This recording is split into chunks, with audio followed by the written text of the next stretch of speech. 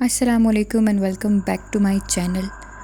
آج کی ایپیسوڈ ہے 6 ایپیسوڈ آف بھوتیا کہانیاں، اور آج کی کہانی کا نام ہے سانپوں کا جوڑا۔ آج کی کہانی ایک ایسی کہانی ہے کہ جو سن کر 1 منٹ کو تو آپ سن ہونے والے ہیں، تو پٹ یور ہیڈ فونز آن اور لائٹ کو بھی بند کر دیجیے۔ اب سٹوری کو انجوائے کیجیے۔ تو یہ کہانی ہے آج سے تقریباً 30 سال پرانی۔ آپ نے سنا ہی ہوگا نا کہ جنات وغیرہ کسی بھی روپ میں آ سکتے ہیں، اور اگر آپ اس چیز کو مار دیں، یعنی اس وقت اگر وہ کسی بھی فارم میں ہو، انسان یا جانور یا کسی کیڑے مکوڑے کی فارم میں، تو وہ بھی مر جاتے ہیں، اور ان کے خاندان کے دوسرے جنات اپنے جن کی موت کا بدلہ ضرور لیتے ہیں۔ تو یہ کہانی بھی کچھ ایسی ہے جو کہ اقرا کے دادا ابو کے ساتھ پیش آئی۔ تو سنتے ہیں اسی کی زبانی۔ میرا نام اقرا ہے، اور یہ جو کہانی آج میں آپ لوگوں کے ساتھ شیئر کرنے جا رہی ہوں کہ میرے دادا ابو کے ساتھ پیش آئی۔ میں اس وقت تقریباً سال کی تھی، اس لیے مجھے کچھ بھی یاد نہیں، پر میرے والدین نے مجھے سب بتایا تھا کہ کس طرح سے چیزیں پیش آئی تھیں، اور یہ واقعہ کچھ ایسے پیش آتا ہے۔ میرے دادا ابو گاؤں کے نمبردار تھے۔ بچپن میں ہم گاؤں میں رہا کرتے تھے، اور گاؤں کے کوئی بھی مسئلے وغیرہ اگر پیدا ہوتے تو وہ دادا ابو ہی حل کیا کرتے تھے۔ دادا ابو کی عادت تھی کہ وہ شام کو کھیت جایا کرتے تھے۔ ایک دن دادا ابو بھی کھانا کھا کر فارغ ہوئے تھے۔ اس دن ان کی طبیعت بھی کچھ خراب تھی۔ اتنے میں ہمارا ملازم آتا ہے بھاگتا ہوا، جو ہمارے کھیت میں کام کرتا تھا۔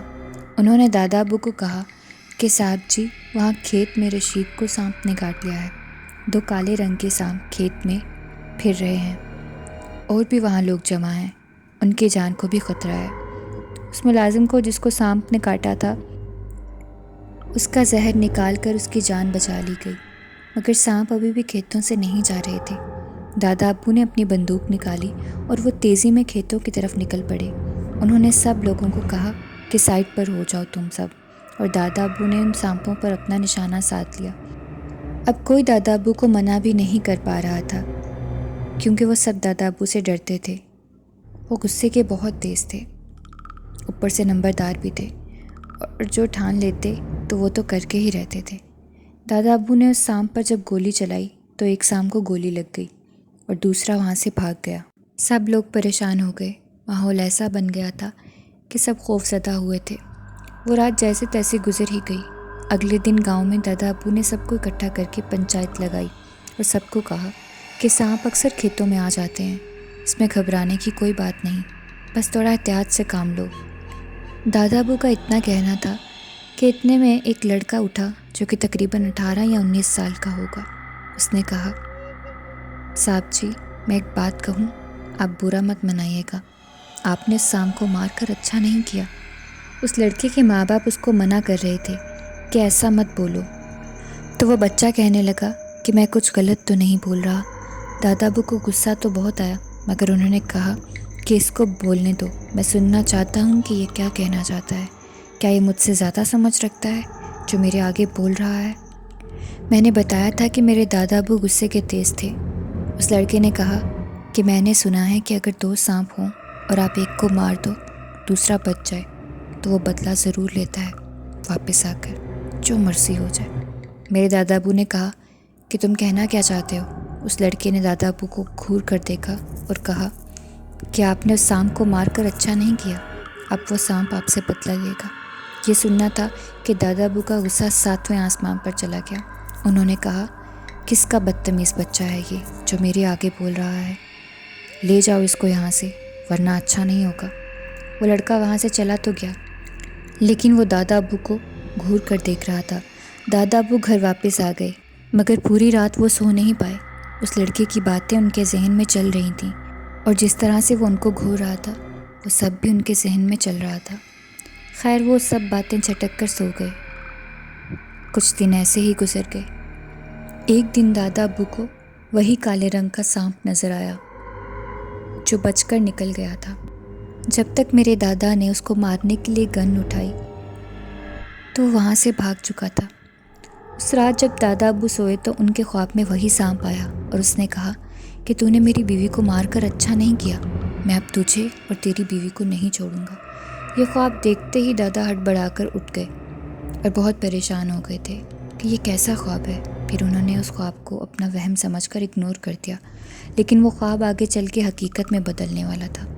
اگلی صبح دادا ابو بہت کھوئے ہوئے تھے۔ انہوں نے اپنی بیوی یعنی میری دادی اماں کو بولا کہ مجھے ناشتہ بنا دو، مجھے کھیت جانا ہے، دیر ہو رہی ہے۔ تو دادی اماں کچن میں دادا ابو کے لیے چائے بنانے گئیں۔ گاؤں میں لکڑیوں والا چولہا پرانے زمانے میں زیادہ استعمال ہوا کرتا تھا۔ دادی اماں چولہے میں آگ لگانے لگیں۔ انہوں نے لکڑیاں اکٹھی کیں۔ ان کو پتہ ہی نہیں تھا کہ ان کے دوپٹے کو آگ لگ چکی ہے، اور دادی اماں نے بہت چیخیں ماریں۔ سب نے ان کو بچانے کی بہت کوشش کی، پانی ڈالا ان پر آگ بہت زیادہ پھیل چکی تھی۔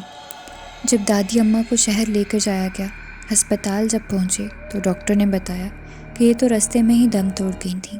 سب رو رہے تھے کہ اچانک سے یہ سب کیا ہو گیا ہے، اور دادا ابو اپنے خیالوں میں کھوئے ہوئے تھے کہ ان کو اچانک یاد آیا کہ انہوں نے تو کچن سے اس کالے رنگ کے سانپ کو کھڑکی سے باہر جاتے ہوئے دیکھا تھا جب یہ حادثہ پیش آیا۔ وہ بھی یہ سب سوچ ہی رہے تھے کہ ان کی نظر اسی لڑکے پر پڑی جو ان کو آلریڈی گھور رہا تھا۔ اب دادا ابو اور ڈر گئے اور سمجھ بھی گئے تھے کہ یہ سب کیوں ہو رہا ہے۔ دادا ابو نے اس لڑکے کو گھر بلایا اور کہا کہ بتاؤ، تم جو اس دن کہانی سنا رہے تھے کیا وہ واقعی سچی تھی؟ وہ لڑکا دادا ابو کی کسی بھی بات کا جواب نہیں دے رہا تھا۔ جب دادا ابو نے اس کا بازو پکڑ کر گھمایا تو اس نے اپنی آنکھوں کا رنگ بدل لیا، اور وہ لڑکا دیکھتے ہی دیکھتے سانپ میں بدل گیا اور بولنے لگا کہ میں نے اس دن بھی اس بچے میں داخل ہو کر تجھے وارننگ دی تھی کہ تو نے میری بیوی کو مارا، میں بدلہ ضرور لوں گا تجھ سے، تیری بیوی کو مار کر۔ بیوی تو تیری مار دی میں نے، جیسے تو نے میری بیوی کو مارا تھا، اب تیری باری ہے۔ یہ کہہ کر وہ سانپ دادا ابو کے پاس آتا آتا ایک جن کی شکل اختیار کر گیا۔ تو اس نے کہا، ہاں میں ایک جن ہوں، سانپ نہیں۔ وہ تو میرے بھیس بدلنے سے ہی سمجھ گیا ہوگا کہ میں سانپ نہیں۔ یہ کہہ کر اس نے اپنے قدم دادا ابو کی طرف بڑھائے۔ اس نے ان کی آواز بھی بند کر رکھی تھی۔ اس جن نے اپنے لمبے لمبے ناخنوں والے ہاتھ دادا کی طرف بڑھائے اور اپنے ہاتھ دادا کے پیٹ سے آر پار کر دیے۔ اب دادا کی چیخ نکلی، اور جب تک سب روم میں پہنچے تو وہ انتقال کر گئے تھے۔ سب نے وہاں سے ایک سانپ کو جاتے دیکھا، پر سمجھ نہیں پائے کہ دادا ابو کو کس نے مارا ہے، مگر سب کو یہ بات سمجھ آ گئی تھی کہ یہ کسی عام مخلوق کا کام نہیں ہے۔ جب حساب لگوایا تو معلوم ہوا کہ واقعی کہ جنات نے دادا اور دادی اماں کی جان لی تھی۔ میرے ابو آج بھی اپنے والدین کو یاد کرتے ہوئے روتے ہیں کہ ان کے ساتھ کیسے موت واقع ہوئی، کس طرح سے چلتے پھرتے وہ اپنی ایک غلطی کی وجہ سے اس دنیا سے ہاتھ دھو بیٹھے، اور اپنی جان سے بھی۔ اس کہانی سے ہمیں یہ سیکھ ملتی ہے کہ ہمیں کسی بھی جانور وغیرہ یا پرندوں کیڑوں کو نہیں مارنا چاہیے۔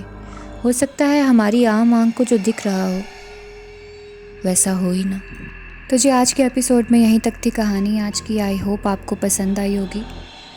اگر آپ کو میری ویڈیوز اچھی لگ رہی ہیں تو جا کے میرے چینل کو سبسکرائب کر لیجئے، بیل آئیکن کو پریس کر دیجئے تاکہ آپ کو نئی اپڈیٹس ملتی رہیں۔